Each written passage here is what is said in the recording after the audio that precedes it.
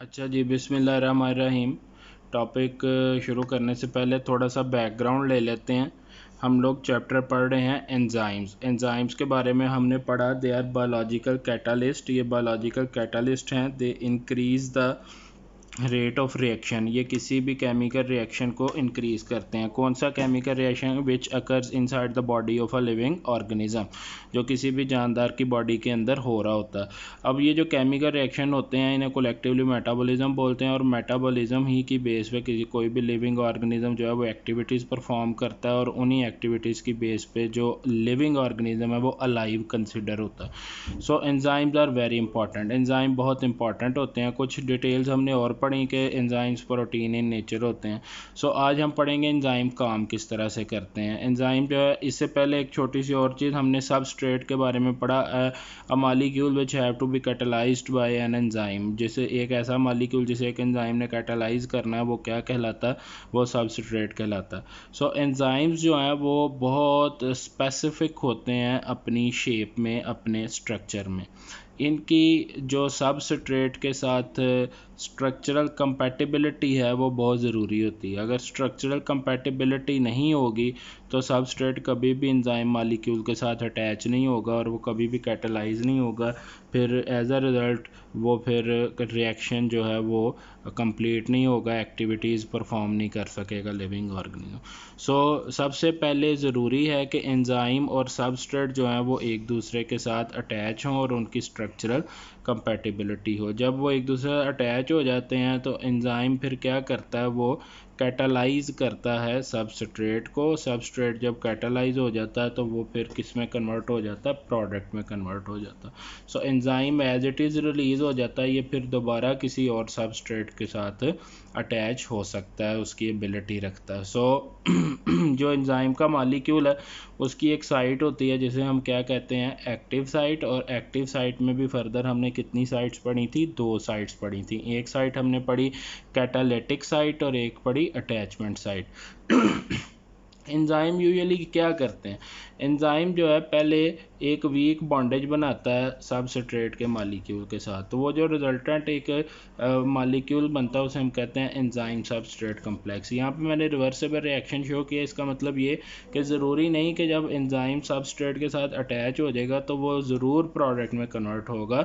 बाज़ दफ़ा ऐसा होता है कि एंजाइम सबस्ट्रेट एक दूसरे के साथ अटैच होते हैं और वो कंपैटिबल नहीं एक दूसरे के साथ फील करते, दोबारा सेपरेट हो जाते हैं, एंजाइम अलग हो जाता है, सबस्ट्रेट अलग हो जाता है। लेकिन वह बाज़ ज़्यादा केसेस में एंजाइम और एंजाइम सबस्ट्रेट कम्प्लेक्स जब बन जाता है तो फिर दोबारा जब रिलीज़ होते हैं दोनों एक दूसरे से तो सबस्ट्रेट किस में कन्वर्ट हो चुका होता है? प्रोडक्ट में कन्वर्ट हो चुका होता है। एंजाइम एज इट इज़ ही रहता है, वो दोबारा अगले सेम रिएक्शन में एज अ एंजाइम एक्ट कर सकता है और फिर किसी और सबस्ट्रेट के मालिक्यूल को कैटालाइज कर सकता है।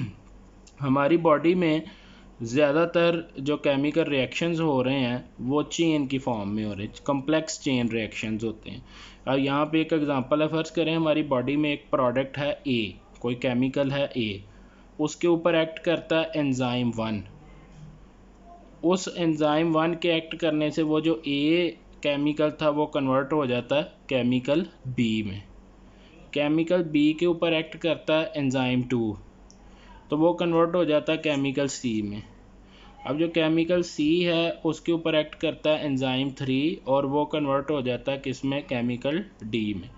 इसी तरह केमिकल डी के ऊपर एक्ट करता है एंजाइम 4 और वो कन्वर्ट हो जाता है केमिकल ई में। अब हो सकता है कि ये जो केमिकल ई यहाँ पे है ये एक्ट कर रहा हो एज एंजाइम 1।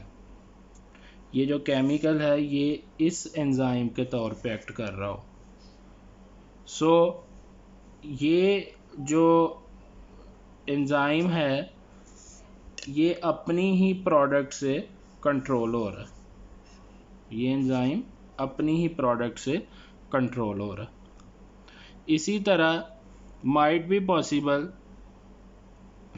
जो केमिकल बी है वो एक्ट कर रहा हो एज एंजाइम 4। सो एक ऐसी प्रोडक्ट जो खुद ही अपने आप को कंट्रोल करती है उसे हम कहते हैं feedback mechanism. A chemical reaction which is controlled by its own product. एक ऐसा केमिकल रिएक्शन जो अपनी ही प्रोडक्ट से कंट्रोल हो रहा हो, known as feedback chemical reaction.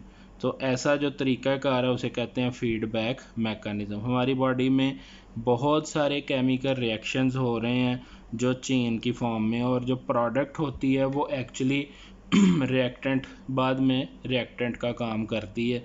तो हम कहते हैं कि बॉडी में जो कॉम्प्लेक्स चेन रिएक्शंस हैं वो उनमें एंजाइम एक्ट करते हैं on the basis of feedback mechanism. And what is feedback mechanism? A phenomena which is controlled by its own product. एक ऐसा अमल जो खुद ही खुद को कंट्रोल कर रहा होता है उसे हम कहते हैं फीडबैक मैकेनिज़्म। तो बॉडी के अंदर बहुत सारे जो रिएक्शंस हैं वो फीडबैक मैकेनिज़्म पे हो रहे हैं। फॉर एग्जांपल ग्लाइकोलिसिस एक फिनोमेना है जिसमें ग्लूकोज का मालिक्यूल टूटता है और एटीपी बनाता है। तो ग्लाइकोलिसिस जो है जब वो टूटता है तो वो जो मालिक्यूल बनाता है वो दोबारा से ग्लूकोज के बनने में अपना रोल प्ले कर रहे होते हैं। So glycolysis is an example of complex chain reaction which is controlled by different enzymes and these enzymes act on feedback mechanism. इसी तरह जो एंजाइम्स हैं उनके स्ट्रक्चरली जो उनका काम करने का तरीका, उसके दो मॉडल हमें दिए गए। पहला मॉडल लॉक एंड की मॉडल और दूसरा मॉडल है इंड्यूस फिट मॉडल।